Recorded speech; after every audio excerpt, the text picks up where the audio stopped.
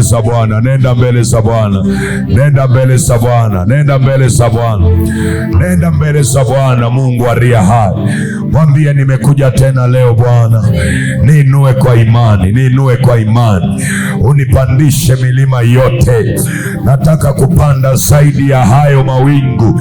Fungua kinywa chako mbele za Bwana, mwambie Bwana nisaidie.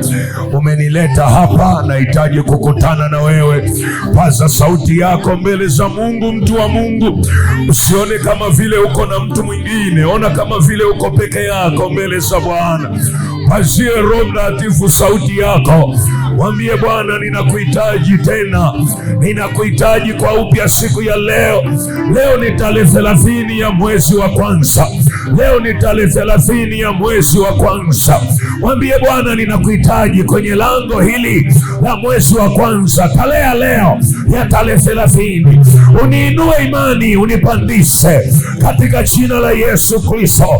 Bwana asante kwa ajili ya neema hii, kwa ajili ya kibali chako ambacho umetupa, nasi tunanyenyekea mbele zako. Tunajua neema yako ndiyo ambayo imetukusanya tena kuwepo mbele zako jioni ya leo. Asante kwa ajili ya uwepo wako, asante kwa ajili ya wingu lako. Leo ni siku ya kupandishwa, leo ni siku ya kuinuka. Bwana, tarehe 30 ya mwezi wa kwanza ifanye kuwa historia, ifanye kuwa historia ya mtu hapa, ifanye kuwa historia, ifanye kuwa tarehe ambayo itaandika historia kwenye maisha ya mtu, kwenye maisha ya familia ya mtu jioni ya leo, katika jina la Yesu, katika jina la Yesu, katika jina la Yesu, kwa jina la Yesu aliye hai. Kandori ya ndarabasa. Endelea kuomba, fungua kinywa chako. Kadiri unavyoomba moyo wako unatengenezeka, moyo wako unatengenezeka, unatengeneza mazingira ya Roho wa Bwana kukuhudumia, ya Roho wa Bwana kukunyanyua, ya Roho wa Bwana kukufinyanga, ya Roho wa Bwana kukutengeneza kwa jina la Yesu, kwa jina la Yesu, kwa jina la Yesu, kwa jina la Yesu. Ule upako, ule uwezo wa kuinua maisha ya mtu hapa Bwana uachilie, uachilie Bwana. Ile neema ya kumuinua mtu hapa iachilie Bwana katika jina la Yesu. Ile neema ya kuinua familia hapa iachilie Bwana kwa jina la Yesu, kwa jina la Yesu, kwa jina la Yesu, kwa jina la Yesu, kwa jina la Yesu, kwa jina la Yesu, kwa jina la Yesu, kwa jina la Yesu, kwa jina la Yesu aliye hai.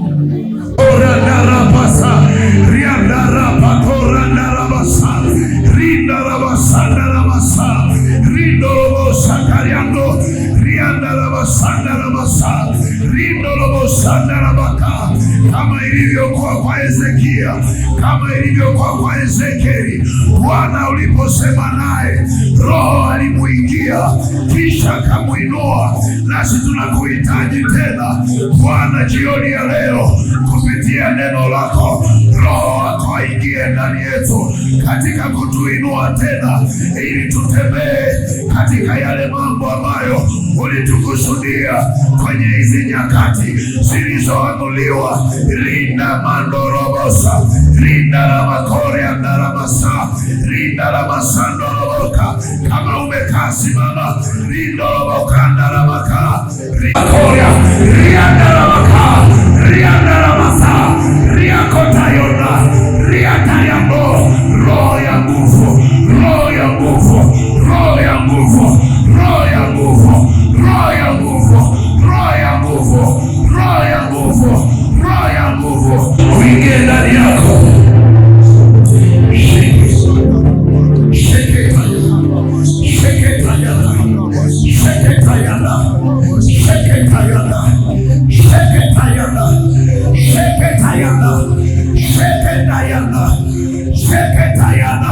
Mwili wako usikuweze.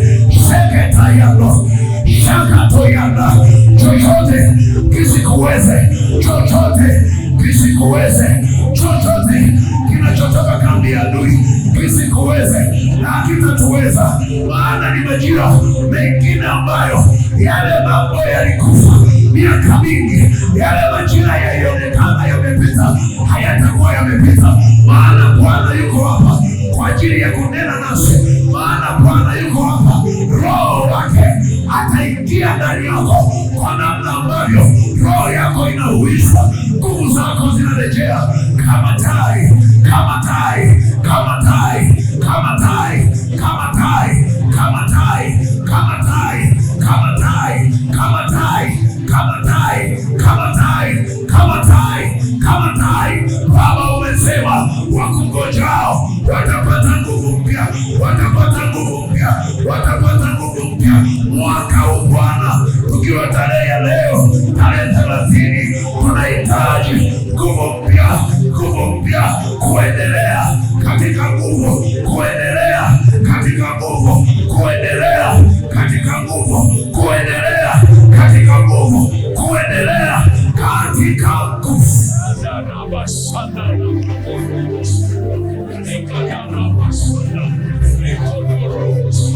Endelea kidogo, usikae. Endelea kidogo, endelea kidogo. Mandori andara masaka risandara pakora rikandara basa kadorobo sandara bakora basia rimandara bakora. Katika jina la Yesu aliye hai, usiwekewe mipaka, usiwekewe zuio, usiwekewe mipaka. Rabosa risandara pako rikandara basa rikokondorobosa rikandarabasaya andoriandarabasaka. Usishangae wengine, omba mbele za Bwana, mwambie Bwana. Amen, amen, amen, amen, amen. Ninaomba uketi kwenye uwepo wa Bwana.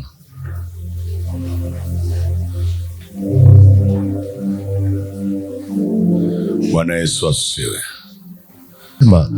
Kuna mahali ukiomba zaidi ya ulivyokuwa ukiomba, kuna kitu kipya kutoka kwa Mungu kinaingia ndani yako.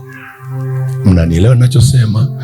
Ndio maana nikikwambia omba, omba, omba, omba, omba, usiseme nimeshaomba tayari. Omba. Maanake kuna namna unatakiwa kusogea, unatakiwa kusogea. Muulize jirani yako, umemwelewa mwalimu? Kwa sababu wengine hapa, nyinyi wengine hapa, sio tu kwamba mko hapa kwa ajili yenu. Wengine hapa mkivuka hatua, ni familia zimevuka hatua. Sio, unanielewa? Wengine ukivuka hatua hapa, ni jamii imevuka hatua. Kwa unapobaki mahali pamoja, kuna watu wengi huko wanasubiria we uvuke ili wao wapate mlango wa kuvuka. Sasa wengine nyinyi mnajiona watu, lakini nyinyi ni kama malango kwenye familia, malango kwenye mitaa mnayoishi, malango kwenye makanisa mnayotokea. Ukivuka eneo fulani, wale waliokuwa nyuma yako nao wanavuka, wanaenda. Mnanielewa watu wa Mungu? Usipovuka nao wanabaki katika hali ile ile. Sasa huwezi kuwa mtu wa kawaida, huwezi kuwa mtu wa kawaida. Unajikuta labda wewe ni mama mchungaji, kumbe wewe ndio lango kwenye kanisa hilo. Usipovuka, waumini wote hawavuki na wao. Au wanawake kwenye hilo kanisa hawavuki. Si sawa? Bwana asifiwe. Bwana asifiwe. Bwana asifiwe. Mnanielewa watu wa Mungu? Kwa lazima uvuke kwa ajili ya wengine. Lazima uamue kuvuka kwa ajili ya wengine. Amen, amen. Amen, amen. Kwa hiyo jitahidi, kesho ni masaa 12 nimeshasema. Lakini familia, ukisikia neno tu familia, nataka nikuongezee na hiki kingine. Wewe unaona, ukisikia neno familia linaweza kuwa lango la kupitisha makusudi ya Mungu au makusudi ya Shetani. Familia ni lango. Ndio maana Shetani anachukia sana kitu kinaitwa familia, anachukia sana. Au kitu kinaitwa ndoa. Hata kama hujaokoka, ataipiga tu. Hata umtumikie, atapiga. Anachukia sana kwa sababu anajua Mungu ana uwezo wa kumtoa mtu wake, ana uwezo wa kutumia mpaka ndoa za watu ambao hawajaokoka akapitisha makusudi yake, kukazaliwa kizazi cha wamjuao Mungu. Kwa hicho Shetani kinamuumiza sana. Kwa ukiona familia, uwe unaona kitu kinaitwa lango. Na siku ya kwanza nilikwambia mwaka huu usitegemee kupigana tu na wachawi, kwamba wachawi na mashetani na watu wengine ndio watakaoshindana na wewe. Lakini mwaka huu ni mwaka ambao ndugu aliyekula chakula chako mwenyewe anaweza kukuinukia. Unanisikia? Sasa kuna namna ya kupigana vita ya ndugu. Hupigani vita ya ndugu kama unapigana na adui. Na ndugu katika Kristo anapokuinukia kinyume chako, maumivu yake ni makali kuliko maadui zako wanapoinuka. Unanisikia nachosema? Na tumeandika humu ili usije ukasema mwalimu hakusema. Mwalimu hakusema. Na mwaka huu sio kila vita unatakiwa kupigana. Kuna vita nyingine itakuwa na lengo la kukuchelewesha, kukuondoa kwenye focus. Na Roho Mtakatifu atakupa hekima. Vita ya namna hiyo hutaki kupigana. Ikitokea tu wewe unanyamaza, unamwachia Mungu anapigana mwenyewe, wala hujiangaishi nayo. Mnanielewa watu wa Mungu? Bwana Yesu asifiwe. Kwa tumeweka mambo ambayo utarajia kukutana nayo, kwa sababu wengine wanatabiri tu mema, wanasahau katikati ya mema pia. Huwezi kupata asali kama hujakutana na nyuki. Sijui unanielewa nachosema? Na usifikiri nyuki wanauma kidogo. Wale walioenda kwenye asali wanajua. Unaweza ukaenda macho yanaona ukarudi macho hayaoni. Alafu anakuuliza imekuwaje macho yote yamevimba hayaoni? Alikuwa anatafuta asali. Kwenye mzinga wa asali kuna nyuki pia. Pokea mema kwa jina la Yesu. Hayo mema unajua yanakuja na nini? Bwana asifiwe. Bwana asifiwe. Bwana asifiwe. Na hiyo vita ya ndugu itakuwa kubwa sana, hasa kwa wale ambao Mungu anakwenda kuwatambulisha kwenye majira mapya, kwa sababu ndugu hawatatarajia kuona kitu Mungu anafanya kwenye maisha yako. Unajua kuna watu, wanadamu tu wa kawaida, wameweka standard, wanajua kabisa we ni wa aina fulani. Kwa wanapoona kitu tofauti, kuna roho ya adui ambayo huwa inaachilia kitu kinaitwa roho ya wivu. Wivu tu wa kawaida. Na unajikuta mtu anakukasirikia, anakuwa adui kuliko adui uliyekuwa unamfahamu. Alafu anakupiga kwa siri. Bora anaye kupiga hadharani, anakupiga kwa siri mpaka yaje akufikie kumeshaharibika huko mjini. Huna pa kuweka sura yako, unatamani ujifungie ndani usitoke nje. Amen, amen. Kwa Mungu atupe neema. Ukipata hili pamphlet litakuandaa vizuri na kukusaidia. Basi naomba tuendelee. Kutambulishwa na Bwana kwenye nyakati mpya. Kutambulishwa na Bwana kwenye nyakati mpya. Na tuko kwenye kipengele kinasema njia ambazo Roho Mtakatifu anazitumia kukutambulisha kwenye nyakati mpya, au njia ambazo Bwana anazitumia kukutambulisha kwenye nyakati mpya. Tumeona njia ya kwanza kwamba ni sauti yake. Mungu huwa anatumia sauti yake. Amen, amen. Anapotaka kukutambulisha kwenye nyakati mpya, anatumia sauti yake. Hiyo sauti inaenda mahali unakotakiwa kutambulikana. Sauti ya Mungu inasema kwa niaba yako, inaeleza kwa niaba yako. Na nilikwambia tunapozungumza habari ya kutambulishwa na Bwana, ni Bwana kukufunua kwa ajili ya kusudi lake maalumu ndani ya majira.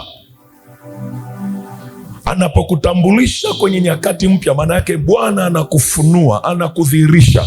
Yaani wewe ulivyo hivyo, kuna mtu aliyeko ndani yako, wewe mwenyewe uliye ndani. Kuna namna unatakiwa kufunuliwa.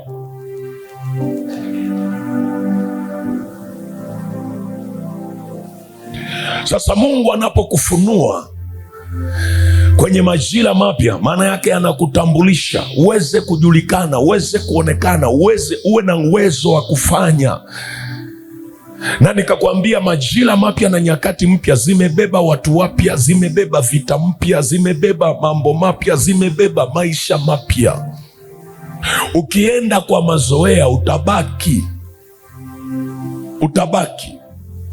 Sasa tuendelee mbele. Tulizungumza juu ya sauti ya Mungu, nikakwambia masuala ya usikivu, kwamba Mungu anapotumia sauti yake anahitaji pia wewe uwe na usikivu wa kiroho, kwa sababu sio mtu Mungu anaenda kukutambulisha, lakini pia atakusemesha, atakupa signal, atazungumza na wewe maeneo aliyokutambulisha. Haleluya, watu wa Mungu. Anakupa signal ndani. Unasema ananipaje signal? Kwa sababu kama akiongea kwa sauti hautaelewa. Ndiye anaanza kukupa misukumo, anaanza kukupa viashiria. Wale walikuwa hawaelewi lugha unaongea, wanaanza kuelewa lugha unayoongea. Wale walikuwa hawawezi kukupokea, wanaanza kukupokea. Kwa nini? Kwa sababu Mungu amekutambulisha. Kuna maisha huwezi kuyapata kwenye majira mapya, ni mpaka umetambulishwa na Mungu. Unapotambulishwa na Mungu kwenye majira mapya, wewe unakuwa sehemu ya mpango wa Mungu, unakuwa sehemu ya mpango mkakati wa Mungu.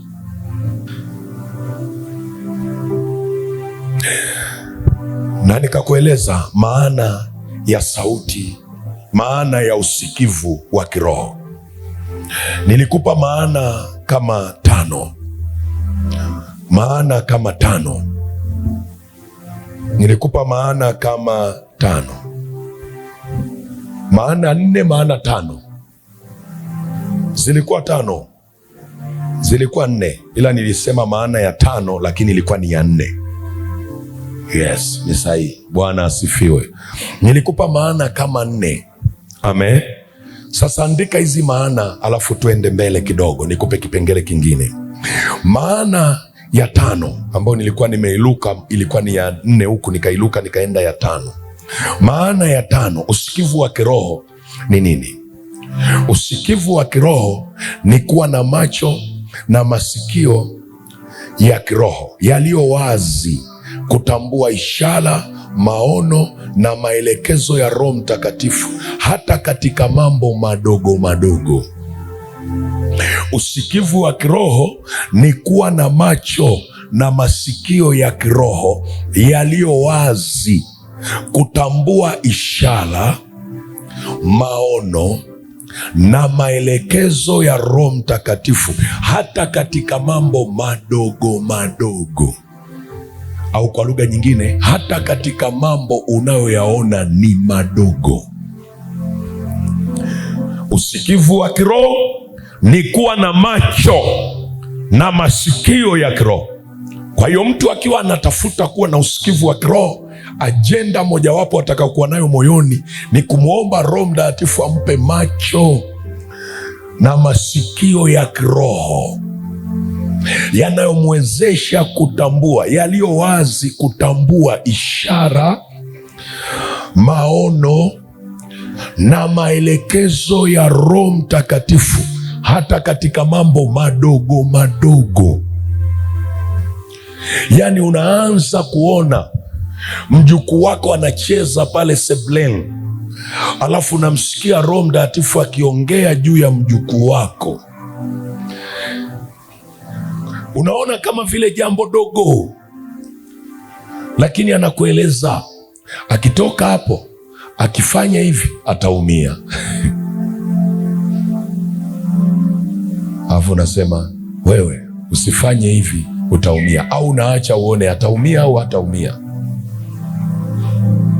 Alafu unaona ameumia, alafu unagundua okay, ina maana nilikuwa naambiwa nimzuie asije akaumia. Sasa unapoanza kuwa na sensitivity ya namna hiyo kwenye mambo madogo madogo, utakuwa na uwezo wa kuelewa ishara na maono na maelekezo ya Roho Mtakatifu kwenye mambo makubwa, kwa sababu huwezi kuingia kwenye darasa la mambo makubwa kama mambo madogo madogo unayapuuzia. Haleluya, watu wa Mungu, Bwana asifiwe. Hakuna aliyeanza shule akaenda la 7 au akaenda form 4 bila kuanza la kwanza. Kwa hiyo usikivu wa kiroho ni kuwa macho na masikio, ni kuwa na macho na masikio ya kiroho yaliyo wazi kutambua ishara. Andika Mathayo 13 mstari wa 14 hadi wa 16. Lazima uwe na macho na masikio ya kiroho. Kumbuka wakati nakwambia juu ya sauti ya Mungu kwamba sauti ya Mungu ina chaneli nyingi. Chaneli mojawapo ni maono. Maono yanategemea macho ya kiroho. Macho ya kiroho. Utaona ufunuo wa Yohana. Yohana aliona ndipo akasikia sauti. Utaona kwenye ufunuo wa Yohana sauti wakati anapata ule ufunuo. Anasema nikasikia sauti kuu nyuma yangu. Alafu anasema akageuka ili aone, ndipo akaona. Sasa unagundua sauti ya Mungu inaweza kuwa na channel inaitwa maono au revelation au ufunuo kwenye Agano Jipya kabisa. Maono. Unasikia mtu mwingine anakwambia nilikuwa nimekaa namna hii naangalia ukutani, ghafla nikaona kama ukuta unapasuka hivi, alafu nikaanza kuona mambo kama vile TV imewekwa mbele yangu. Sasa unaposoma kwenye hicho kitabu cha Mathayo 13 mstari wa 14 hadi wa 16, fungua haraka. Mathayo 13 mstari wa 14 hadi wa 16. Kumbuka kwenye kitabu tunachokisimamia kila siku, kile kitabu cha Matendo ya Mitume, Sauli aliona maono, Matendo ya Mitume 9, lakini pia na Anania aliona maono. Kwa bila kuwa na macho ya kiroho huwezi kuona. Mathayo 13 ule mstari wa 14 hadi 16 unasema, na neno la nabii Isaya linatimia kwao likisema, kusikia mtasikia wala hamtaelewa, kutazama mtatazama wala hamtaona. Alafu anasema, maana mioyo ya watu hawa imekuwa mizito, na kwa masikio yao hawasikii vema. Maana yake wanasikia lakini hawasikii vema. Anasema na macho yao wameyafumba, wasije wakaona kwa macho yao, wakasikia kwa masikio yao, wakaelewa kwa mioyo yao, wakaongoka nikawaponya. Haleluya, haleluya, haleluya. Ukisoma haya maandiko unaelewa kwamba mlango wa kwanza wa mtu ili moyo wake aelewe, lazima awe na usikivu wa ndani, lazima awe na macho yanayoona. Wasije wakaona kwa macho yao, wakasikia kwa masikio yao, wakaelewa kwa mioyo. Ndio maana kwenye kuelewa ni kipengele cha 3. Alafu anasema wakaongoka nikawaponya. Haleluya. Maana yake wakageuka, wakabadili misimamo yao, wakanirudia nikawaponya. Maana yake huwezi kumrudia Mungu mpaka umeona, umesikia.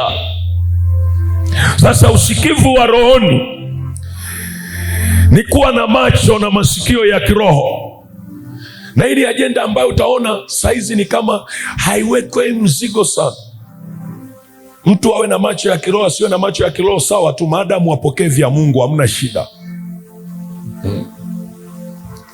Awe na masikio ya kiroho asiwe nayo sawa tu, maadamu apokee vya Mungu asiwe na shida. Sasa unaposoma Biblia utagundua macho ya rohoni na masikio ya rohoni, watu wa Mungu, ni muhimu sana. Ni muhimu sana, kwa sababu kuna vitu unatakiwa kuona na vitu vingine ili uweze kusikia sauti yake lazima uvione. Mwingine anasema, mwalimu unaongea kitu gani? Sikiliza.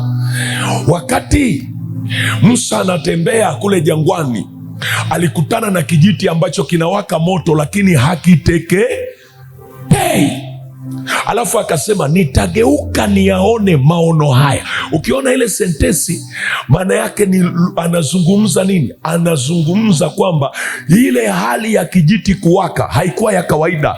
It was a vision, yalikuwa ni maono. Mwalimu unaongea kitu gani? Fungua Kutoka, nikuunganishia hapo. Fungua Kutoka, fungua lakalaka Kutoka sura ya 3. Fungua lakalaka Biblia yako, Kutoka sura ya 3. Umeiona Kutoka sura ya 3?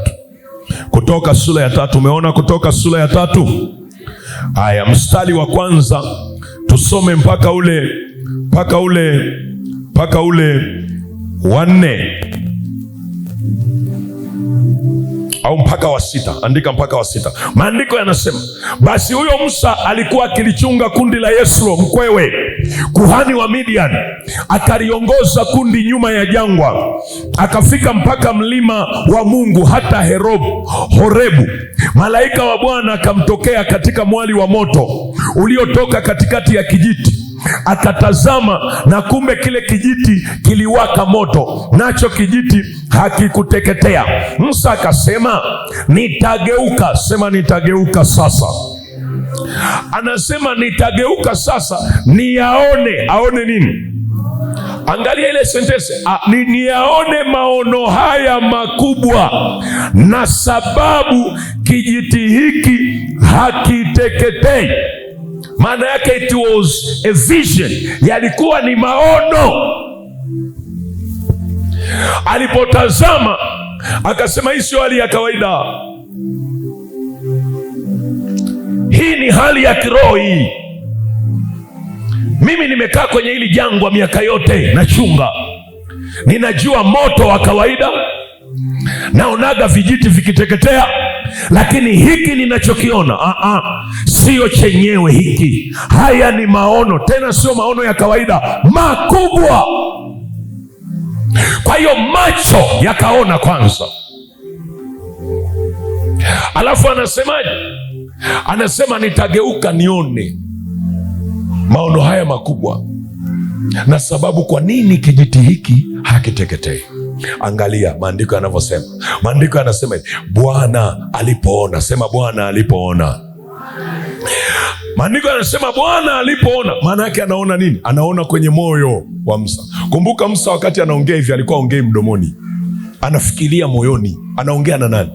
Yuko peke yake, maana yake anajisemea, anasema nitageuka nione maono haya makubwa.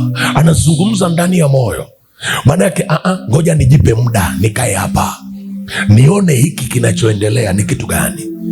Nini maana ya kijiti kuwaka moto alafu akiteketei? Alafu Biblia inasema Bwana alipoona ya kuwa amegeuka ili atazame. Sema, amegeuka ili atazame. Maana yake Mungu anaonaga hali ya moyo. Unaweza ukakaa hapa umetulia namna hii, watu wakikutazama huko kwenye semina, lakini Mungu anachotazama ni mazingira ya moyo wako. Umeuelekeza wapi? Moyo wako una uelekeo gani ukiwa umekaa hapo? Anaposema nitageuka nitazame, ni mawazo yako moyoni, anajisemea moyoni, nitageuka nitazame. Maana yake hili jambo silichukulii kawaida, siendi kwa mazoea. Ninajua aina ya moto unaowakaga nikipita jangwani, lakini huu moto sio kama moto ninaojuaga. Lazima nitageuka. Alafu asema Mungu alipoona amegeuka ili atazame. Angalia lile neno atazame, ni mgeuko wa kifikra, mgeuko wa kimtazamo. Anageuka ili atazame, ndipo Bwana akatoa sauti yake. Fikiria, kuna saa unasema natamani Mungu aseme na mimi, na Mungu naye anakusubiria, geuka tuone. Nitaongea sana kuhusu mambo yako, nitazungumza sana, nitakuelezea mambo mengi usiyoyajua. Unajua, Musa asingegeuka pale, na kuhakikishia angebaki kuchunga kondoo akifikiri ndio kazi yake. Kumbuka alishaoa na ameshaanza kupata na watoto. Angefikiri haya ndio maisha, kumbe Mungu alikuwa anayafungua majira mengine kumwonyesha Musa, mimi sikukuita kuchunga kondoo za Yesro, kuna kazi zaidi ya hiyo unayoifanya. Majira yalipowadia, Mungu anamjilia Musa ili amtambulishe kwamba wewe ni zaidi ya hivyo. Mwae kuona umelizika, umekaa unafikiri maisha yangu ndio haya haya, na ukijiona unasema mimi ni wa hivi hivi, kumbe Mungu anachowaza na unachowaza wewe ni tofauti kabisa. Saa nyingine mifumo yetu ya kikanisa au mifumo yetu ya kitumishi, mifumo yetu ndio imekutengeneza ufikiri hivyo, lakini mbingu zinafikiri zaidi ya hivyo. Uwekezaji ulioko ndani yako kutoka mbinguni ni mkubwa sana. Sasa Mungu anapokutambulisha kwenye majira mengine, lazima uwe makini. Unisikilize mtu wa Mungu. Ndio maana unaona nasisitiza kitu cha kuomba, nasisitiza kitu cha kutulia mbele za Bwana muda mrefu, kwa sababu nyakati zinapobadilika na maisha yanabadilika. Bila sauti ya Mungu kuja kwa Musa, Musa angebaki kuchunga kondoo. Kuna maisha umebaki pale pale mpaka sauti ya Mungu ikujilie ya kukutoa mahali ulipo. Unaweza kuombewa na kila mtumishi na unakuta hakuna kinachosogea. Kumbe Mungu anakusubiria wewe mwenyewe uamue kugeuka ndani.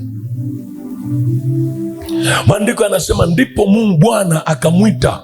Angalia hii sentensi, anasema Bwana alipoona ya kuwa amegeuka ili atazame, Mungu akamwita kutoka katikati ya kile kijiti, akasema Musa, Musa. Akasema mimi hapa. Naye akasema usikaribie hapa, vua viatu vyako miguuni mwako, maana mahali hapa unaposimama ni nchi takatifu. Tena akasema mimi ni Mungu wa baba yako. Mungu anajitambulisha kwa Musa kabla hajamtambulisha. Ndio maana tunaombeaga sasa, mtu akiwa ameokoka na ana kitu cha kiutumishi ndani, eneo la kwanza lazima ujue Mungu alijitambulisha kwako kama nani na ameweka kitu gani ndani yako. Usipojua namna hiyo, maana yake huna Mungu wako, una Mungu wa kundi. Lazima umjue Mungu kibinafsi. Akajitambulisha akasema mimi ni Mungu. Bwana asifiwe. Anamwambia, anasema mimi ni Mungu wa baba yako, Mungu wa Ibrahim, Mungu wa Isaka na Mungu wa Yakobo. Musa akaficha uso wake, kwa maana aliogopa kumwangalia Mungu.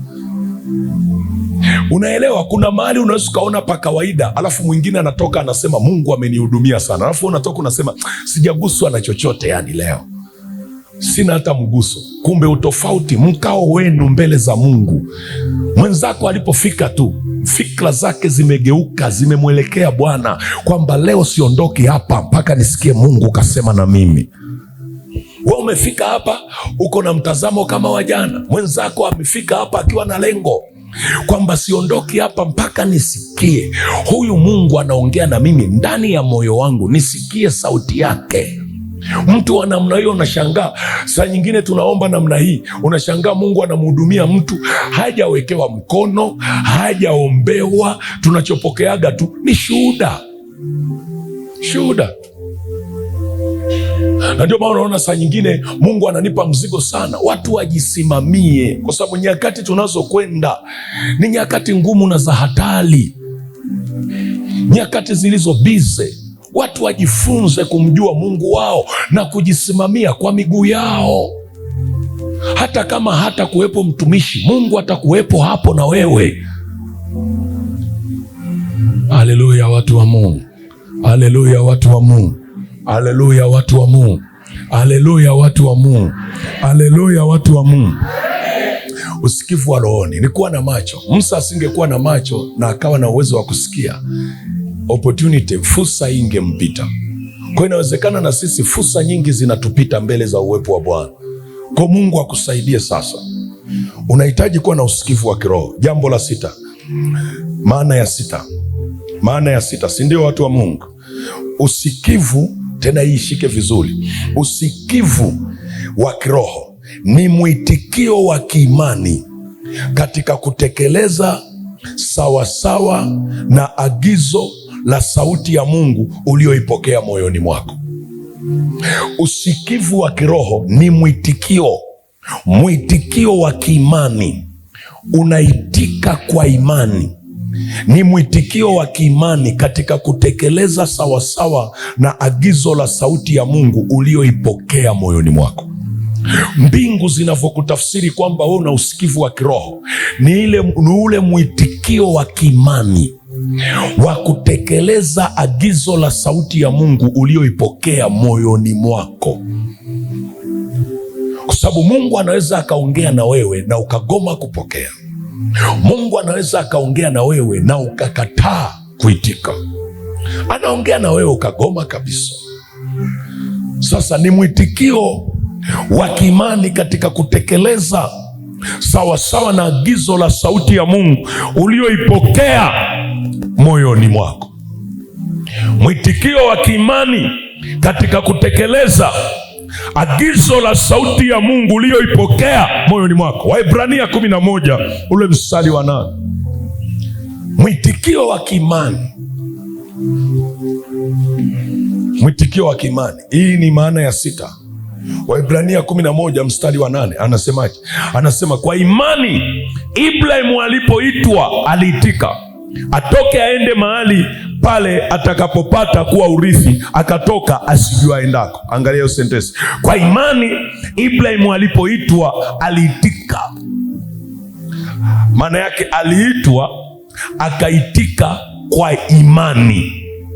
Ndio maana hata alipotoka aliamua kutii ile sauti, lakini asijue anakokwenda, ila ameitika. Utagundua sasa ukisoma maandiko kuna vitu Mungu anasubiri uitike moyoni mwako. Ataileta sauti, lakini anasubiri mwitikio wa imani. Unaweza ukakaa mahali pamoja unamwambia Mungu nipe lamani, ndio naendaje? Alishakwambia nimesema toka. Usipoitika kwa imani, kwa sababu kwa imani Ibrahimu alipoitwa aliitika. Maana yake aliitwa na Mungu, alisikia sauti ya wito wa Mungu, ilipoingia moyoni mwake akaitika kwa imani, akaanza safari asijue anakokwenda, lakini ameianza safari. Hajui ni umbali gani, ameianza safari. Kuna hatua Mungu akikuita, unapoitika ndipo anaanza. Kuna aina ya maelekezo hawezi kukupa yote. Capacity, uwezo wa kubeba yale yote Mungu akizungumza hatuna. Ndiyo maana Roho Mtakatifu huwa anaachilia kidogo kidogo. Kwa kadiri unavyozidi kuwa mtii kwake, unaitika kwa imani, ndivyo anavyoachilia ndani yako. Unapopoteza hali ya kuitika, kwa maana ya kuwa na usikivu, kile alichokiachilia kinaishia pale pale. Mwendelezo unakosekana. Unabaki kusema aliwahi kuongea na mimi. Wewe unafikiri aliongea mara moja, kumbe alitegemea akiongea upate kuitika. Na unapoendelea na safari ya kutembea na Roho Mtakatifu, kwa kuwa uliitika kwa imani, ndipo anaanza kuongea na wewe. Sasa wengine akiitwa tu pale, kwa sababu saa anapokuita kwenye jambo lolote, anaweza akakuita akakuletea wazo jipya ambalo hujawahi kutarajia kabisa. Saa hii Mungu anawaita watu, anawapa mawazo mapya ya kiuchumi, anawapa mawazo mapya ya shughuli mbalimbali, anakupa wazo ambalo haliendani na elimu, haliendani na uwezo ulio nao, haliendani na fedha ulizo nazo, mpaka unakaa chini unasema huu ni utani. Mimi nawezaje kufanya hilo mimi? Unasahau aliyekuita ni Mungu. Na unajua kwa nini anakuita, anakupa hilo wazo, alafu akwambii namna ya kufanya? Anataka aone kwanza utakavyoitikia moyoni.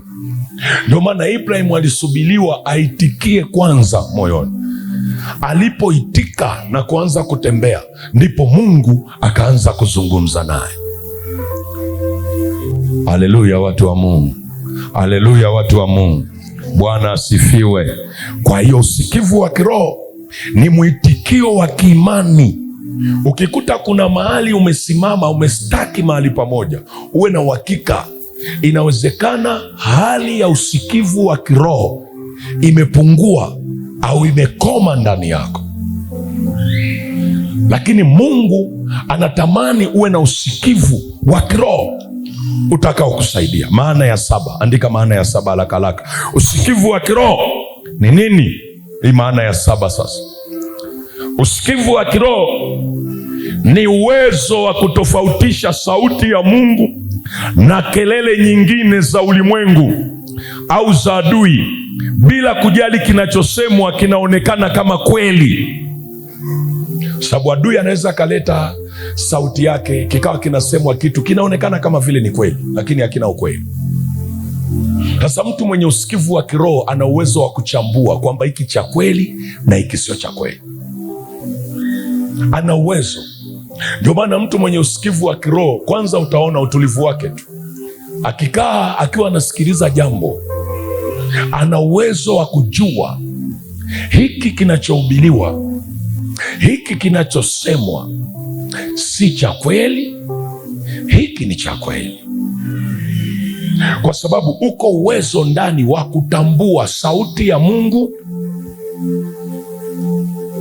na kelele nyingine za ulimwengu au sauti ya adui.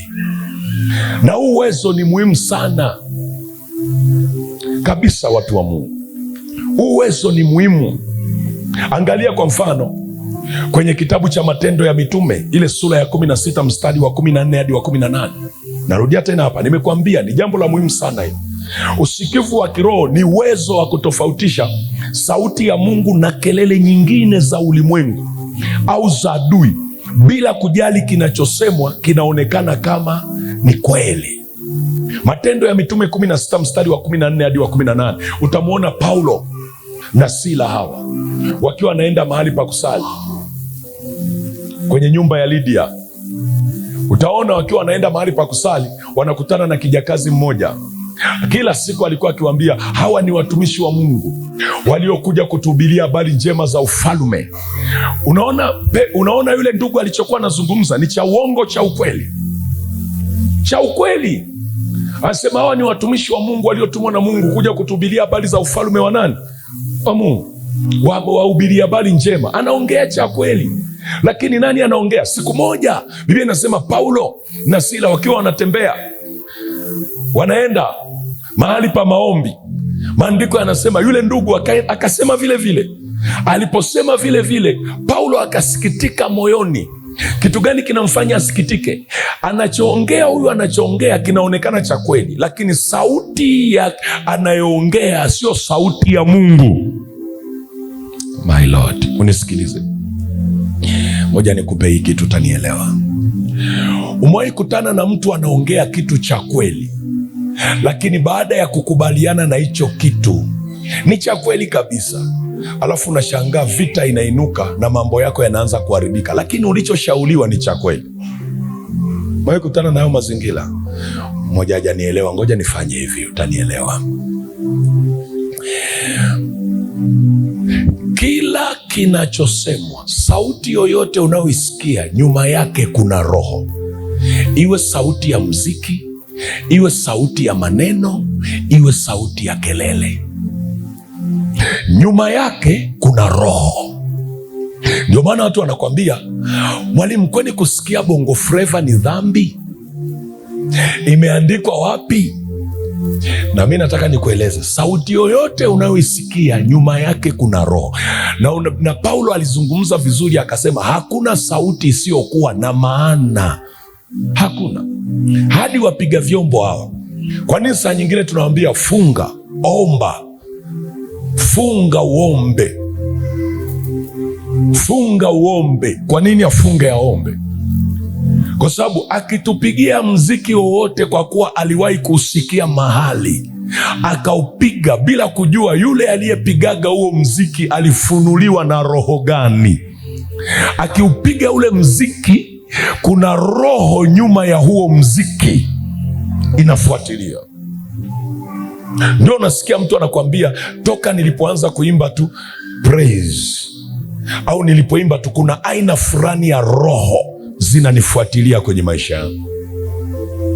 Lakini kabla sijaanza kuimba hakukuwa na hiyo shida, kwa sababu kila sauti ina maana. Ndio maana mkimwita mwalimu awafundishe wimbo, awafundishe step, alafu alete ule muziki, midundo na nini, lazima mumuombee sana, kwa sababu akikopi mdundo mahali akawaletea ninyi mmeokoka, mmejaa roho, mkatumia ule mdundo kuimba, kuna nyuma ya huo mdundo kuna roho.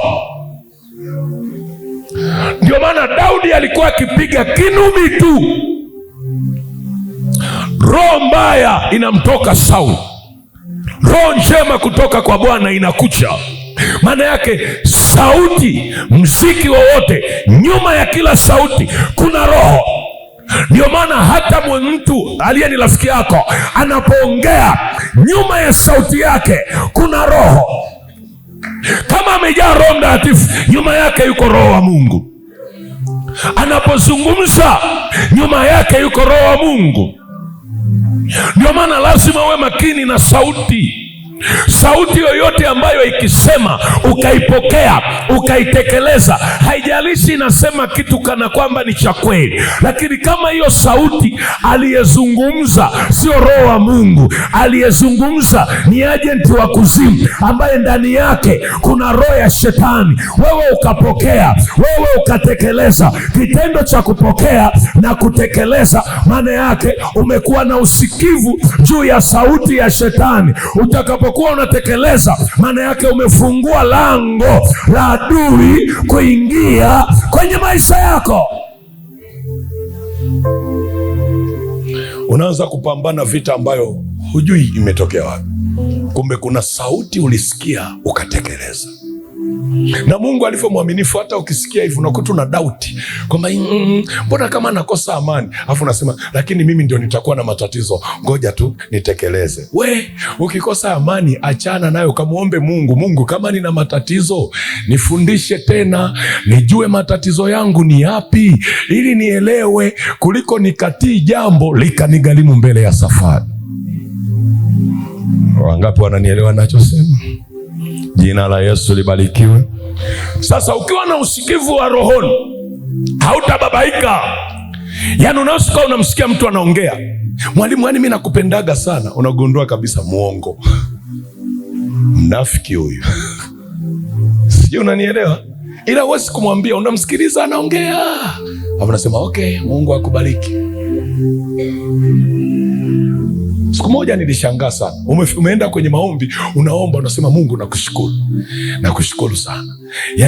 Yani yule mtu yule, ni mtu mwema sana, ni mtu mwema sana, ni mtu mwema sana, ananishauri vizuri. Alafu naletewa picha nyuma ya ushauri unaofikiria na kushauri, nyuma ya pazia anachokifanya kwa ajili yako. Yanakija kwako, anaongea vizuri, ukitoka tu akigeuka. Msimwone vile tena. Nilikuwa naongea naye hapa, anaongeza hadi maneno ambayo hujasema, kwambia ni pale hamna lolote. Mimi ndio nilikuwa namshauri, hajifanya mtumishi, hamna lolote pale na nini. Anaongea vitu vigumu, afu mpaka unasema ya. Baadaye ukikutana naye kesho, anakusalimia tu, anakuchangamkia, Bwana asifiwe, na unasema hamna shida, Bwana asifiwe. Wakati wewe wanaishi na wewe kwa akili, na wewe jifunze kuishi nao kwa akili. Bwana asifiwe. Wakati wanasema ngoja tuishi naye kwa akili, na wewe unasemaje? Si umeshawajua? Ishi nao kwa akili. Unajifanya kama hujui kinachoendelea. Bwana asifiwe. Amina. Bwana asifiwe. Amen. Tutajuana tu mbele ya safari. Siku sio nyingi, Bwana atachuja makapi na ngano. Haleluya! Kama unanielewa sema amen. Kama unanielewa sema amen. Kama unanielewa sema amen. Kama unanielewa sema amen. Ndio faida ya kuwa na usikivu wa rohoni. Ni uwezo, ni karama, na uwezo wa kutofautisha sauti ya Mungu na kelele nyingine au na sauti za adui. Ukisoma kwa utaona ni karama hii. Karama inaitwa karama ya kupambanua roho. Kupambanua roho ni karama. Ndio maana nakwambia ni uwezo. Ndio maana unaweza kuomba kwa Roho Mtakatifu. Unaposema naomba karama ya kupambanua roho, maana unasema naomba usikivu wa ndani utakao nisaidia kupambanua sauti ya Mungu na sauti nyingine. Hata kama mtumishi akisema nakutabiria, unasema hamna, hapa hakuna kutabiliwa, hapa hamna hiyo. Hicho anachoongea sicho. Sijui unanielewa? Ndio maana saa nyingine, ingawa huyu mtu alikuwa stubborn sana, Yona unajua alimgomea Mungu, lakini alikuwa na kamsimamo fulani kazuri. Kama angekuwa anamgomea shetani vile, alikuwa vizuri sana, alikuwa tayari hadi kufa. Sasa ule msimamo ni mzuri sana ukiwa na hii karama, hutaendeshwa. Haleluya, watu wa Mungu, hutaendeshwa. Utakuwa makini, utakuwa sensitive. Okay. Kama umenielewa sema amen. Kama umenielewa sema amen. Sasa kuna umuhimu wa kuwa na usikivu wa kiroho wakati Bwana anakutambulisha. Jambo la kwanza, unajengwa na kuwa imara katikati ya dhoruba. Dhoruba huwa ina uwezo wa kukengeusha watu na kuharibu maisha yao. Lakini jambo la pili, usikivu unajenga imani. Unajenga imani. Unajengwa na kuwa imara katikati ya dhoruba, Mathayo 7:24 hadi 25. Usikivu unajenga imani, Warumi 10:17. Imani chanzo chake ni kusikia, kusikia ambako huja kwa neno la Kristo. Ukitaka imani yako hiyo inaongezeka kila siku, lazima uwe na usikivu wa ndani. Kila siku usikie Mungu akisema kwa neno lake, imani yako inajengwa zaidi. Lakini usikivu unamfanya Mungu aukumbuke uzao wako na kulithibitisha agano lake. Mwanzo 26 mstari wa 1 hadi wa 5. Mungu alimkumbuka Isaka kwa kuwa Ibrahim alisikia sauti ya Mungu. Lakini usikivu unaleta ushindi katika hali zote. Samueli wa kwanza 30 mstari wa 1 hadi wa 8. Matendo ya Mitume 27 mstari wa 13 hadi wa 26. Samueli wa kwanza 30 mstari wa 1 hadi wa 8. Matendo ya Mitume 27 mstari wa 13 hadi wa 26. Usikivu unaleta ushindi katika hali zote. Kishaona tumeanza kujifunza hivi, jue tumeanza kwenda lecture hapo, sio kiualimu tena.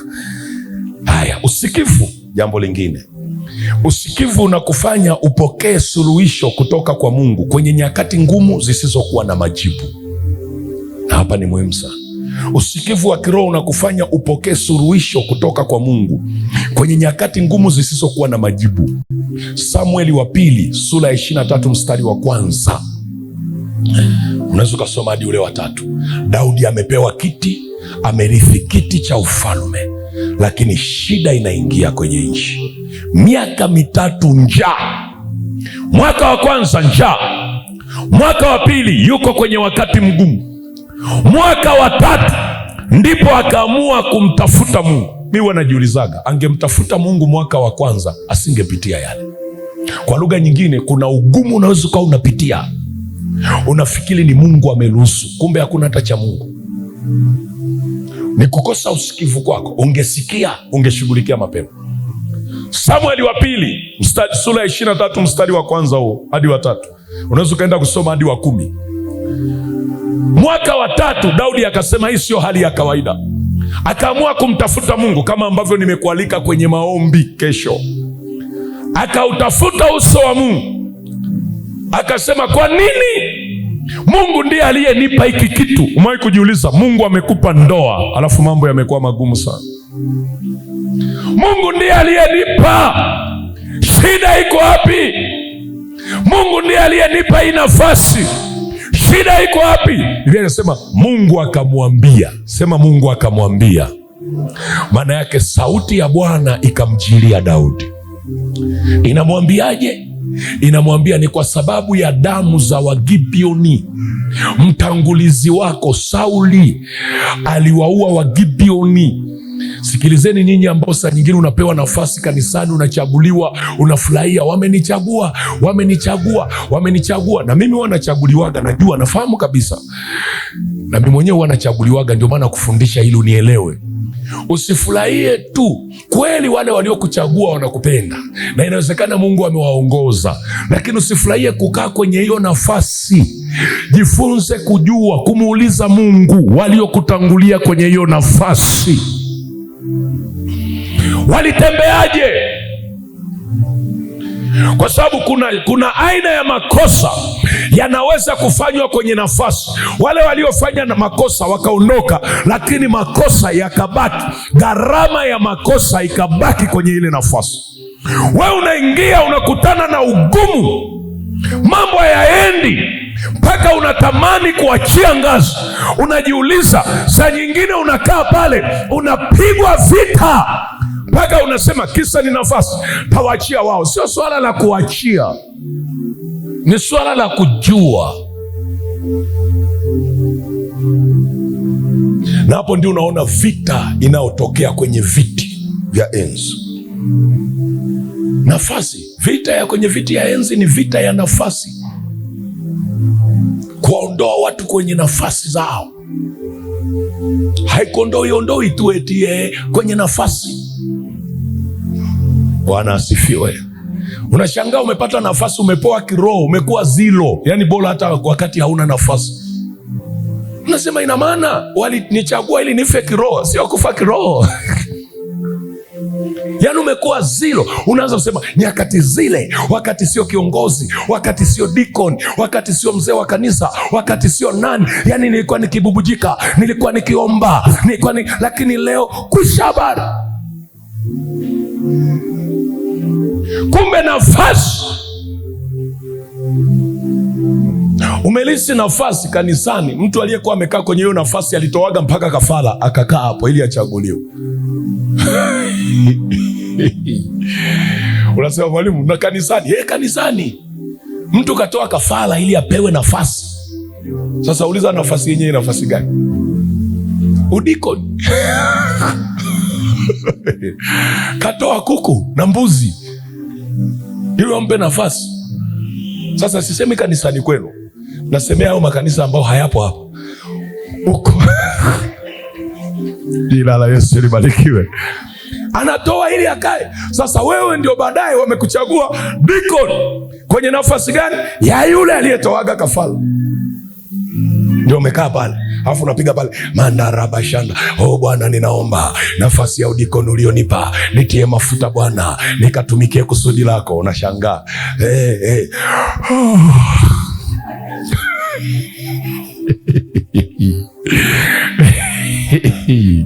unaenda kikao cha kwanza, unapiga miayo.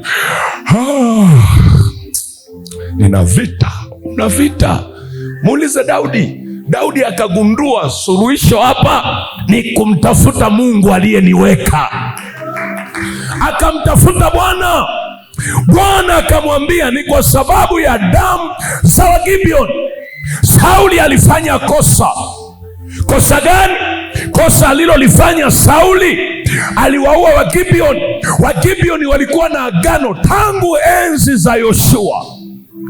Waliweka amani na taifa la Israeli kwamba hawatapigana vita, hawatauawa. Yoshua akawaapia.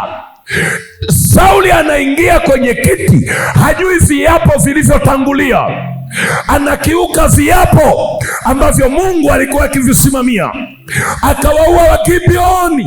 Mungu akakasirika, nchi ikawa inapita kwenye njaa.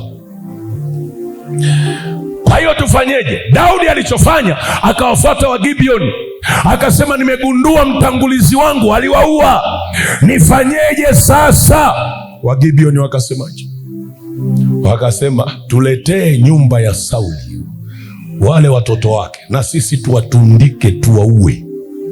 Wakatundikwa mchana kwenye miti, wamenyongwa. wakauawa.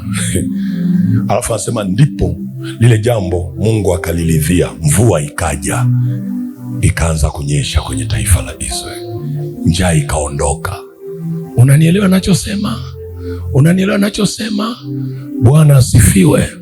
Wewe fikiria, umechaguliwa kuwa mzee wa kanisa kwenye nafasi yako kwenye mtaa huo, lakini kuna mzee aliwahi kukaa kwenye huo mtaa, aliwahi kumfanyia fitina mchungaji akalia machozi ya damu.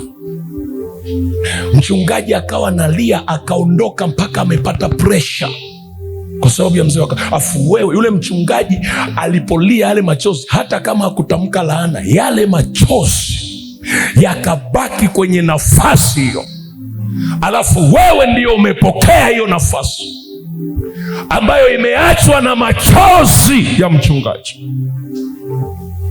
Unakaa pale alafu unashangaa mambo ni mazito, kiroho kinakauka, vita imekuwa kubwa, baraka uzioni. Unasema shida ni nini? Kuna mtu amenielewa mpaka hapo? Bwana asifiwe. Kuna mtu amenielewa mpaka hapo? Bwana asifiwe. Bwana asifiwe. Bwana asifiwe. Kwa hiyo usikivu wa rohoni utakusaidia. Hebu niseme hili jambo dakika hizi, niseme hili jambo alafu uweze kujiandaa kwa ajili ya kesho. Nimezungumza umuhimu wa kuwa na usikivu wa kiroho. Nimesema pointi kadhaa, nimezungumza ingawa ziko nyingi, ndio maana nimesema ni muhimu sana upate nafasi ya kupata hili pamphlet, litakusaidia. Angalia njia nyingine ambayo Mungu anatumia, na inaisema tu kwa samale ili ujiandae kimaombi kesho. Njia ambayo Mungu anatumia akitaka kutambulishe kwenye majira mapya, njia ambayo Mungu huwa anaitumia. Tulikuwa kwenye njia ya sauti ya Mungu tangu jana, tumemalizia hapo. Lakini njia ambayo Mungu huwa anatumia ili akutambulishe kwenye nyakati mpya, njia nyingine huwa anatumia uwezo alioweka au anaokupa ndani yako. Mungu akitaka kutambulishe kwenye nyakati mpya huwa anatumia uwezo wake alioweka au anaokupa ndani yako, kwa sababu kuna uwezo alishauweka tayari, lakini kuna uwezo huwa anakupa unapookoka. Unapoendelea kutembea naye, kuna uwezo huwa anauongeza ndani yako.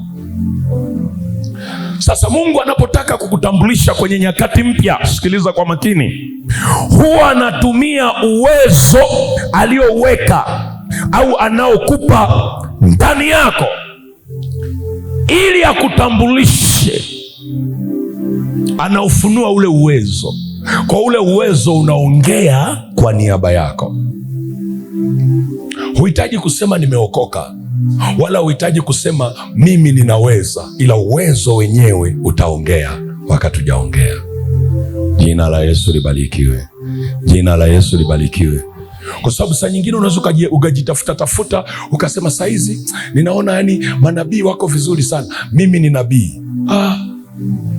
Utajipa tu mzigo mzito sana. Kumbe Mungu ameshaweka kitu kizuri sana ndani yako ambacho ukikijua, hicho chenyewe tu kitakutambulisha kwenye nyakati mpya. Amen, amen. Unaweza ukasema mimi ni mwalimu, au mimi ni mwinjilisti, au mimi ni mtume. Kumbe kwa sababu uwezo mwenyewe utasema.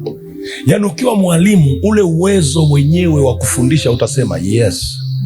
Huhitaji kusema mimi mwalimu, uwezo wenyewe utasema huyu ni mwalimu. Haleluya. Haleluya, watu wa Mungu. Huhitaji kusema mimi mwinjilisti, uwezo wenyewe utasema huyu ni nani? Mwinjilisti. Sasa unisikilize kwa makini, watu wa Mungu.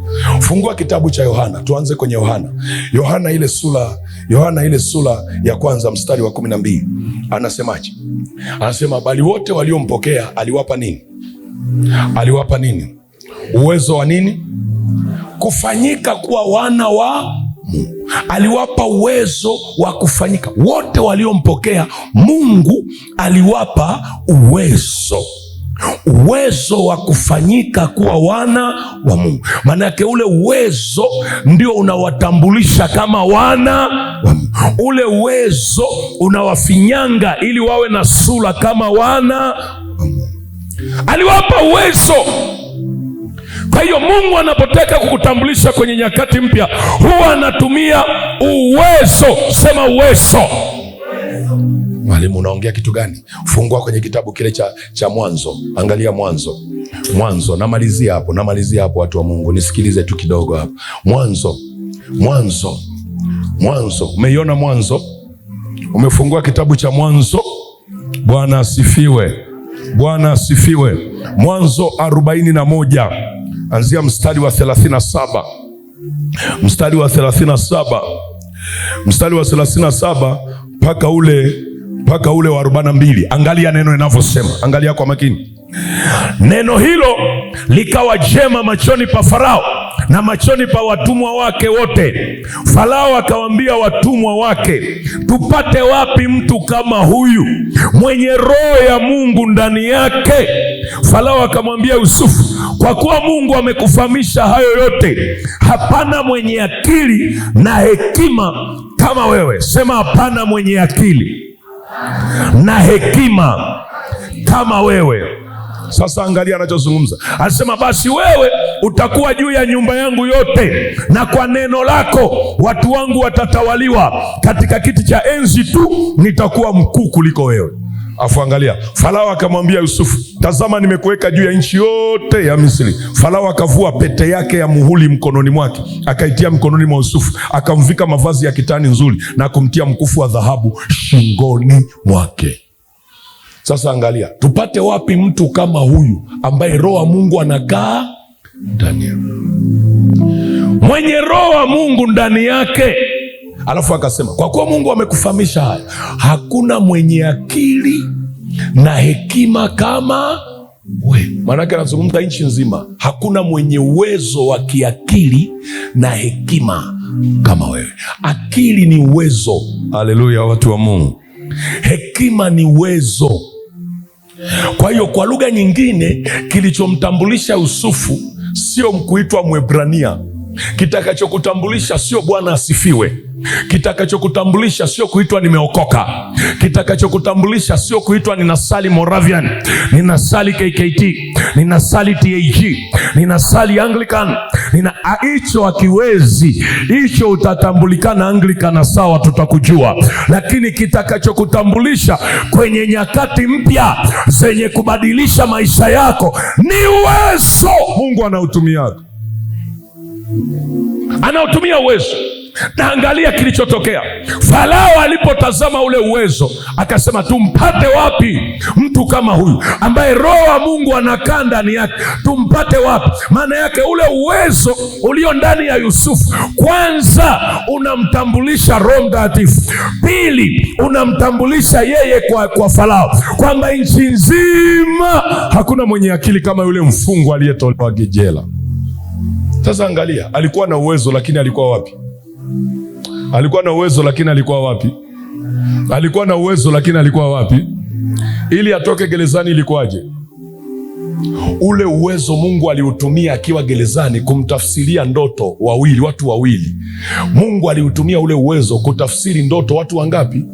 Wawili. Walikuwa ni watumishi wa Farao. Mmoja akatafsiriwa atauawa, mwingine akatafsiriwa atarudishwa kwenye nafasi yake ya kumtumikia Farao, na ikatimia kama alivyotafsiri. Alafu alipokuwa anatoka akawaambia, mnikumbuke. Maana yake Yusufu pamoja na kwamba ana Mungu, ni Mwebrania, ana Mungu, lakini yuko jela. Alihitaji Mungu amtumie mtu kumsemea huko nje, hawezi kutoka pale. Yule ndugu alipotoka nje akamsahau, kama ambavyo na wewe inawezekana umesahauliwa. Yaani kuna watu haitakiwa wakumbuke kwa kusemea mapema, hawajasema bado, uko kwenye hali hiyo, lakini wamekusahau, hawajasema.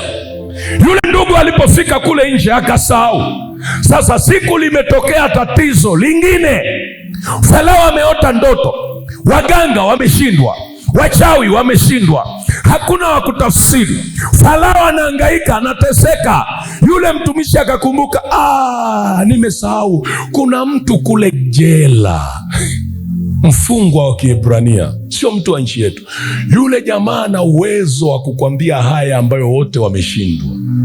tukamtoe, atakuja kututafsiria mkuu.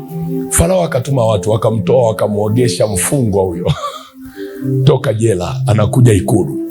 Amefika Ikulu, yani hapo hakuna kwenda sekondari wala chuo kikuu, kazaliwa na uwezo kapelekwa Ikulu. Amefika Ikulu, wanamuuliza wanaongea.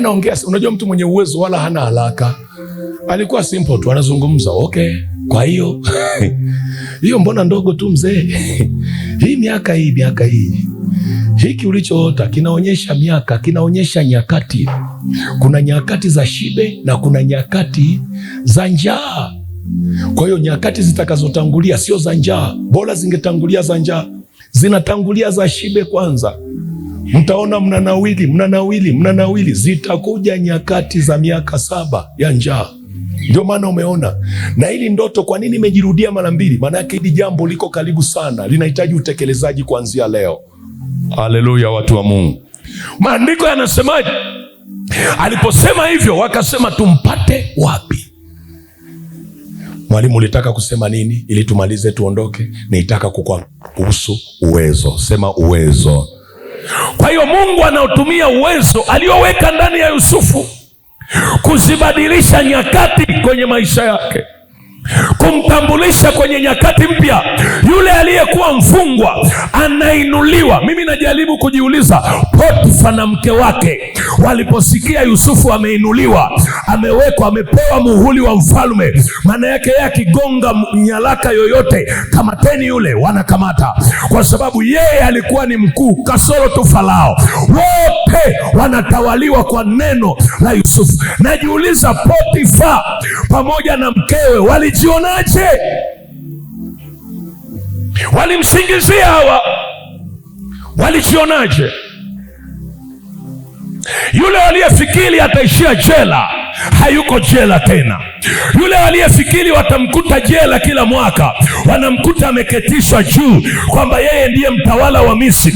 Misri sio taifa lake, ni mgeni kwenye hilo taifa, lakini pamoja na ugeni amepewa nafasi ya kutawala kwenye hiyo nafasi. Kwa nini? Kwa sababu ya uwezo.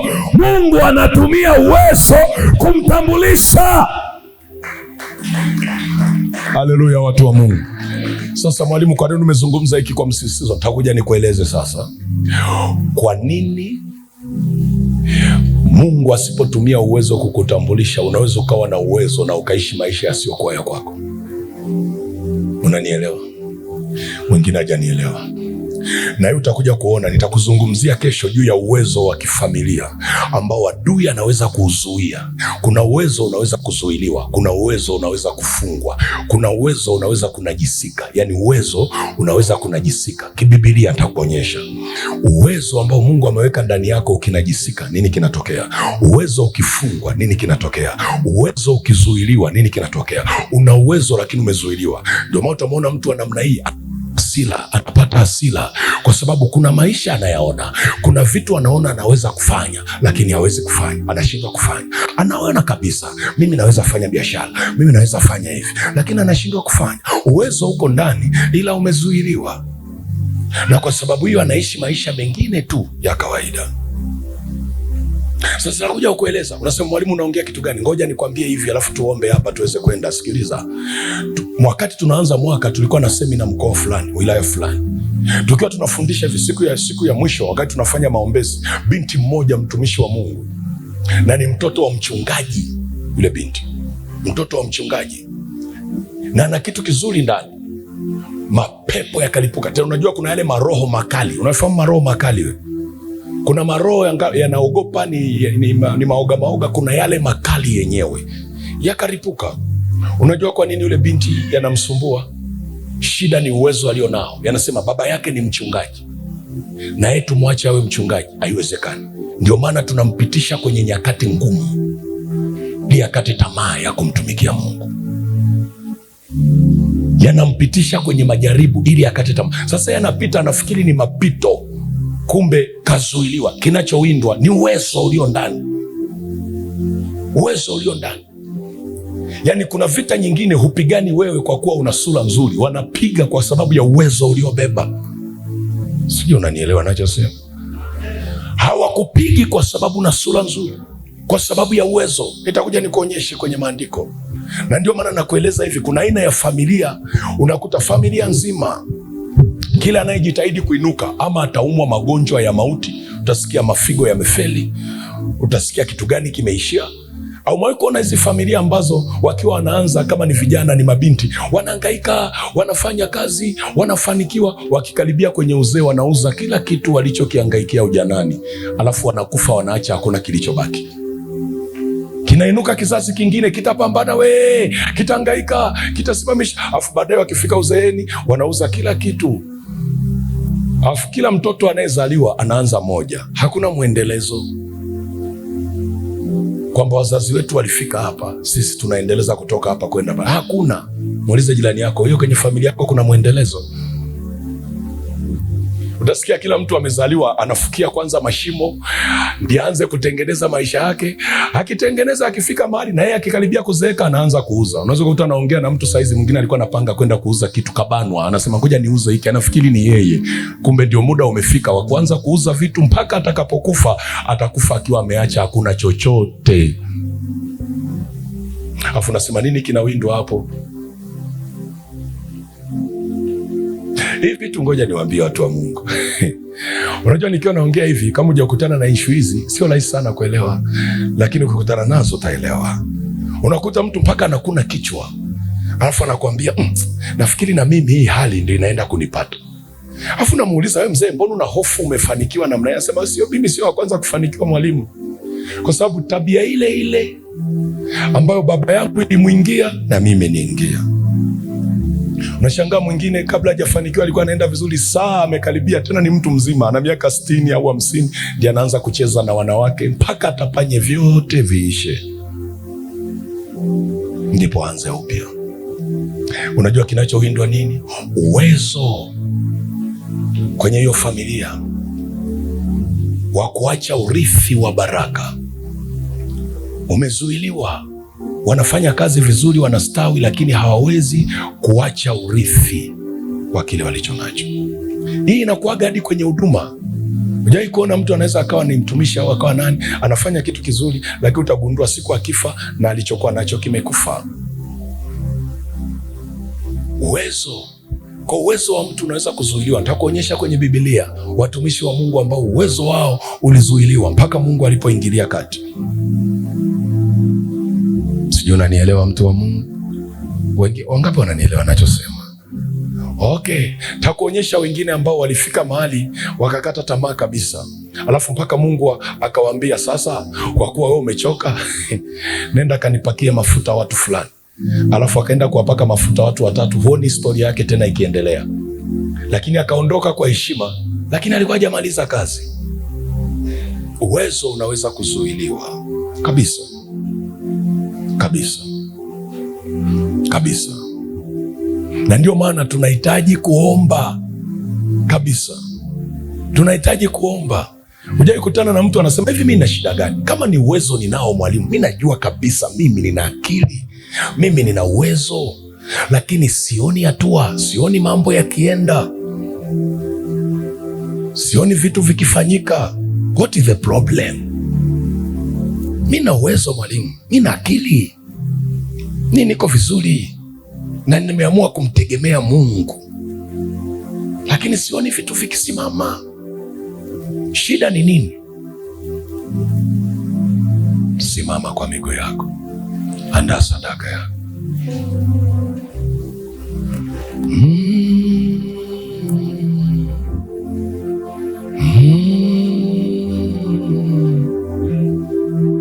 Hakuna kitu mimi nachukia kama kuzuiliwa. Una uwezo alafu unazuiliwa. Hakuna kitu nachukia kama hicho kabisa kabisa. Najisikiaga vibaya sana. Yaani unajua kabisa una uwezo alafu umezuiliwa. Najisikia vibaya sana. Andana ni. Ninaomba zile bahasha kwa ajili ya siku ya kesho. Hakikisha kesho unawahi mapema, ni weekend kesho. Nimekuambia saa 7 tunaanza hapa kwa ajili ya maombi hayo mengi. Na ndio maana nimekupa mfano kidogo uweze kuelewa.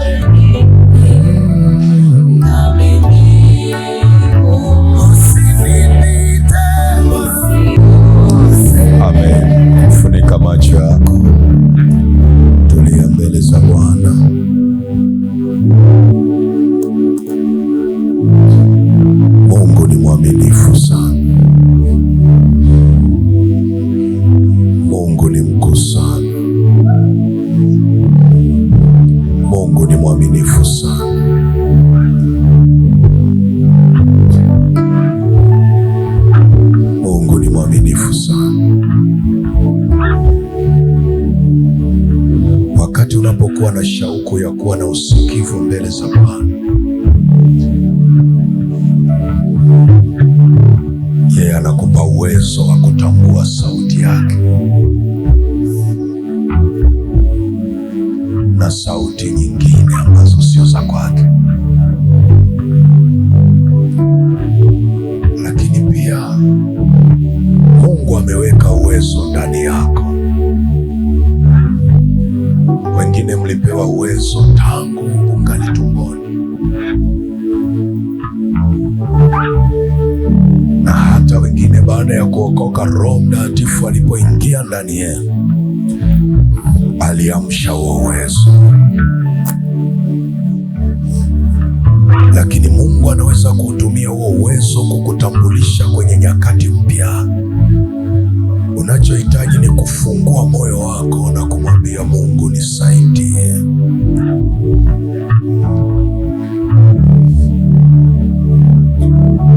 Kumwambia Mungu, nisaidie kuwa na usikivu, lakini amsha uwezo wako ndani yangu. Amsha uwezo wako ndani yangu. Tumia uwezo ulioweka ndani unitambulishe upya kwenye majira haya. Tumia uwezo ulioweka ndani yangu unitambulishe upya Bwana. Usiruhusu nikazuiliwa, usiruhusu nikakaa kifungoni, usiruhusu nikakaa hali ya utumwa,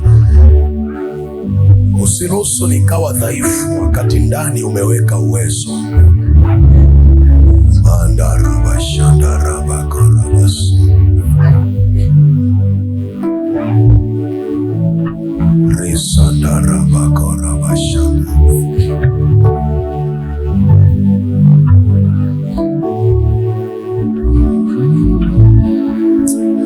Nyanyua mikono yako juu, nyanyua mikono yako juu. Fuatana na mimi maombi haya mbele za Mungu aliye hai. Hii ni ajenda yako ya usiku wa leo. Mungu, nipe usikivu. Mungu, amsha uwezo ulioweka ndani yangu.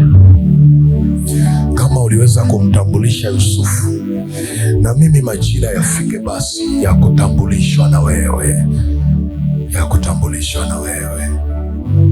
Sema, Mungu uliye hai. Toa sauti yako, sema, Mungu uliye hai, katika jina la Yesu, asante kwa neema yako, asante kwa kibali chako, asante kwa mkono wako, katika jina la Yesu. Wewe ni Mungu uliye hai, usikiaye maombi, usikiaye maombi, usikiaye maombi, unayejibu maombi, jioni ya leo nimesikia neno lako katika jina la Yesu, katika jina la Yesu. Nimeinua mikono yangu, shala ya kunyenyekea, shala ya kusalenda mbele za uso wako. Ninauleta moyo wangu madhabahuni pako jioni ya leo. Wewe unanijua, wewe unanijua, wewe unanijua, unanijua vyema. Ulinijua Bwana hata kabla sijatungwa mimba ndani ya tumbo la mama yangu. Wewe ulinijua, wewe ulinijua na ukanitenga tangu tumboni. Asante Bwana kwa kuniokoa. Asante Bwana kwa kuniita kwa jina langu, ili niwe mwanao, ili niwe mtoto wako, katika jina la Yesu. Jioni ya leo nimesikia neno lako, namna ambavyo ungependa kuona nikiwa na usikivu wa kiroho ndani yangu. Bwana, katika jina la Yesu ninaomba unirehemu, ninaomba unirehemu katika maeneo yote ambayo nimekuwa nikipuuzia unapoongea na mimi kupitia ishara, kupitia maono, kupitia sauti yako. Nimekuwa nikipuuzia, nimekuwa sizingatii. Ulipotaka nigeuke, sikuwa tayari kugeuka. Bwana, ninaomba rehema, ninaomba rehema, ninaomba rehema, ninaomba rehema. Rehema zako ziwe juu yangu jioni ya leo, katika jina la Yesu, katika jina la Yesu, katika jina la Yesu. Wewe unajua Bwana, katika familia niliyozaliwa na namna ambavyo umeniokoa. Wewe unajua Bwana, ndio maana jioni ya leo niko hapa Yesu, niko hapa Yesu, niko hapa Yesu. Ninakuomba Bwana, amsha huo uwezo ulioweka ndani yangu, huo uwezo ninaojua na nisiojua ulioweka ndani yangu, ambao Bwana katika majira mapya umepanga kuutumia ili kunitambulisha kwenye majira mapya, kwa jina la Yesu. Amsha huo uwezo ambao yamkini sijawahi kuona, sijawahi hata kujua kuwa ninao, lakini umekaa ndani yangu, lakini uko ndani yangu. Bwana, ninaomba amsha huo uwezo, amsha hicho kipawa, amsha hiyo kalama, amsha huo uwezo, amsha hicho kipawa, amsha hiyo karama ndani yangu, katika jina la Yesu, katika jina la Yesu, katika jina la Yesu, katika jina la Yesu, katika jina la Yesu, katika jina la Yesu, katika jina la Yesu, katika jina la Yesu. Mimi nimekataa, sitaki kuzuiliwa kama wengine kwenye familia yangu. Mimi nimekataa, mimi ninakataa Bwana, mimi ninakataa. Sitaki kuishi maisha ya mfanano kama wengine kwenye familia yangu. Mimi nimekataa, mimi nimekataa, mimi nimekataa, mimi nimekataa, mimi nimekataa, mimi nimekataa, mimi nimekataa. Ndio maana jioni ya leo ninaomba Bwana, amsha, amsha, amsha, amsha huo uwezo ndani yangu, kwa jina la Yesu, kwa jina la Yesu, kwa jina la Yesu, kwa jina la Yesu, kwa jina la Yesu. Nenda mbele za Bwana, nenda mbele za Bwana. Omba mwenyewe, omba mwenyewe, usimwangalie jirani yako. Omba mwenyewe. Haya ni maombi ya utangulizi kwa ajili ya siku ya kesho ya mfungo. Omba mwenyewe, omba mwenyewe, omba mwenyewe, omba mwenyewe. Mwambie Bwana nisaidie, mwambie Bwana nisaidie tu mara hii, nisaidie Bwana, nisaidie Bwana, nisaidie mimi. Sasa na mimi nikikwama inakuwaje sasa? Ikiwa umeniokoa pamoja na mapito nilio nayo. Nisaidie tu Bwana, na mimi nikikwama itakuwaje sasa? Historia ndio inafutika hivi kwamba hakuna mtu aliwahi kuvuka huo mpaka. Nisaidie Bwana, kama na mimi nikishindwa, nani ataandika historia kwenye familia yangu, kwenye ukoo wangu? Kama na mimi nikishindwa Bwana, ni nani ataandika sasa? Ni nani ataandika? Kama na mimi nikishia hapa, nani ataandika? Nani atakayefungua huo mlango wa vizazi vinavyokuja, ili vije visimulie matendo makuu ya kwako, kwamba alikuwepo bibi, kwamba alikuwepo mama, kwamba alikuwepo baba, kwamba alikuwepo babu, kwamba alikuwepo kaka ambaye alisimama. Nisaidie Bwana, hamsa huo uwezo, hamsa huo uwezo, hamsa huo uwezo, hamsa huo uwezo, hamsa huo uwezo, hamsa, hamsa, hamsa, hamsa, hamsa, hamsa, hamsa, hamsa, hamsa, hamsa, hamsa, hamsa, hamsa, hamsa, hamsa, kwa jina la Yesu, kwa jina la Yesu, kwa jina la Yesu, kwa jina la Yesu, hamsa Bwana, hamsa Bwana, hamsa Bwana, kwa jina la Yesu. Mandarabasa, endelea. Kama na wewe ukishindwa, nani sasa atavuka? Kama na wewe ukikwama, nani sasa atavuka? Mbona wewe ndiye mbegu ambayo Mungu ameichagua kwenye ukoo wako, kwenye familia yako. Mbona wewe ndiye mbegu ambayo imechaguliwa na Bwana ili iweze kumzalia matunda. Mbona ni wewe ambaye Mungu anakutazama, kwamba kupitia mwanamke huyu, kwamba kupitia kijana huyu, kwamba kupitia binti huyu, kwamba kupitia mama huyu, nitajitwalia utukufu kwenye familia yao. Vizazi vitajua ya kwamba nalikuwepo. Mbona wewe ndiye mbegu, na wewe ukikwama, na wewe ukichoka, na wewe ukirudi nyuma kwa sababu ya mapito, kwa sababu ya majaribu, na wewe ukiishia hapo, nani ataandika sasa? Nani ataandika historia? Nani atakayevusha wengine? Kama na wewe ukichoka, nani atakayevusha wengine kwenye hiyo familia, kwenye huo ukoo? Ni nani atasimama sasa? Kama kila mtu amechoka, kama kila mtu ameishia mahali, na wewe ukichoka, nani sasa? Nani atasimama? Nani atavunja historia? Nani ataandika hiyo historia? Omba mbele za Bwana, mwambie nisaidie Bwana, nisaidie tu, nisichoke, nisikwame, nisizimie, nisishindwe. Nimebakia mimi mbegu yako, na kuhitaji wewe, na kuhitaji wewe. Mwambie Bwana, hamsa, hamsa kilicholala, hamsa Bwana, hamsa Bwana, hamsa Bwana, hamsa Bwana, hamsa nisikwame, hamsa Bwana, kwa jina la Yesu, kwa jina la Yesu, kwa jina la Yesu, kwa jina la Yesu, ndio kwa jina la Yesu, ndio kwa jina la Yesu, kwa jina la Yesu, kwa jina la Yesu, kwa jina la Yesu, kwa jina la Yesu. Pokea hiyo neema ya kuamka, huo uwezo wako, huo uwezo wako, huo uwezo ambao Bwana aliuweka ndani, kwa jina la Yesu aliaha, kwa jina la Yesu aliaha, kwa jina la Yesu aliaha, kwa jina la Yesu. Kwame sasa. Kwa nini na wewe ushindwe? Kwa nini na wewe unyoshe mikono kwamba nimejitahidi hata sasa? Maadamu unapumua, maadamu uko hai, mwambie Bwana nisaidie, nisaidie kuinuka. Nimekuambia jioni ya leo ni jioni ya kuinuka, ni jioni ya kuinuka. Mwambie Bwana nisaidie kukwea, hata kama milima ni mirefu, nisaidie kuinuka, nisaidie kuinuka. Hii ni jioni yako, hii ni jioni yako. Bwana amshe huo uwezo, Bwana amshe huo uwezo.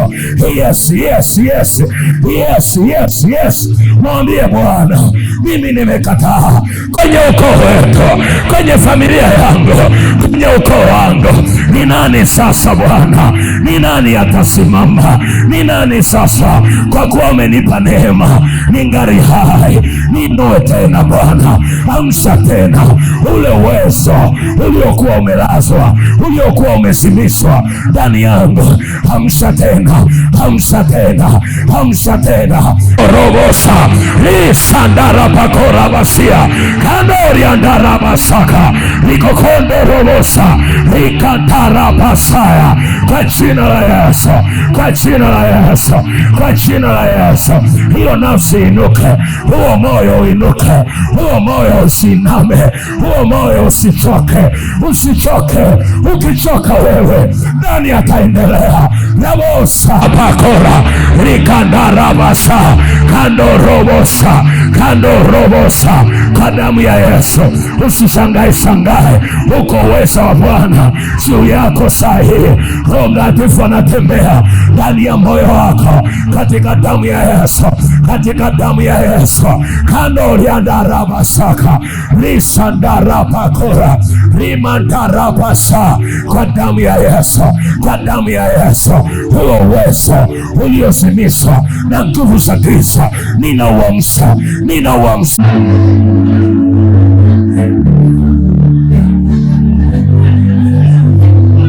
Mandarabas, mandarabas, mandorobos.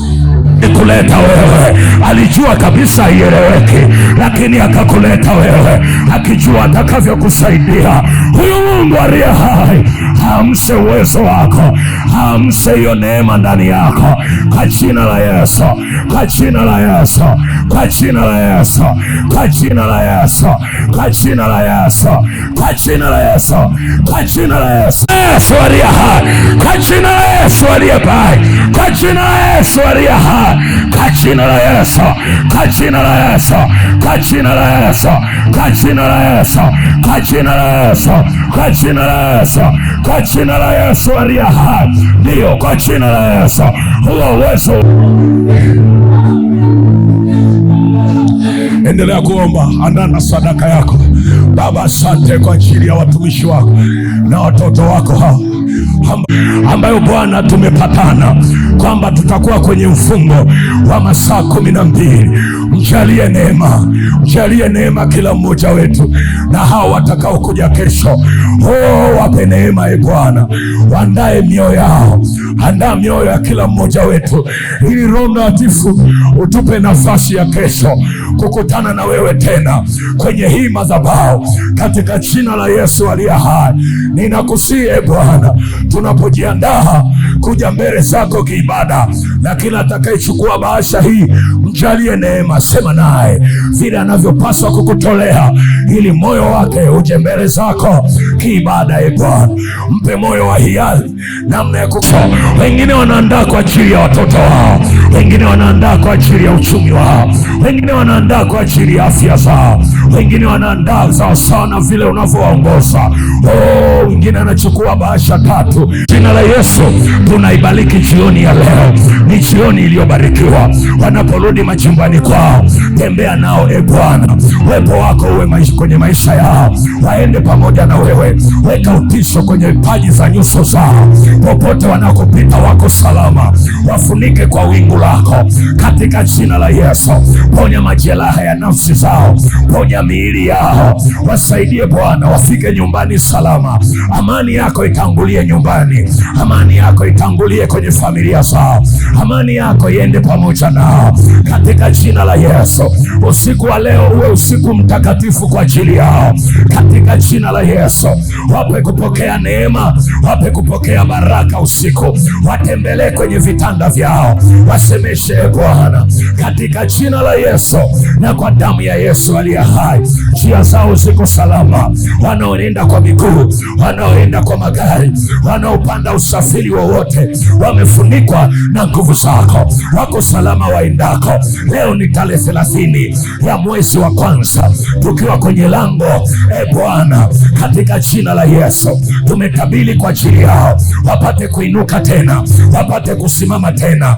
Amani yako iwajilie, waanze kuona, waanze kusikia, unafinyanga mioyo yao na kutengeneza hatima zao katika jina la Yesu Kristo. Asante kwa kuwa wewe umesikia kuomba kwetu, nasi tunawaachilia mikononi mwako katika jina la Yesu, na kila mwenye mwili aseme amen.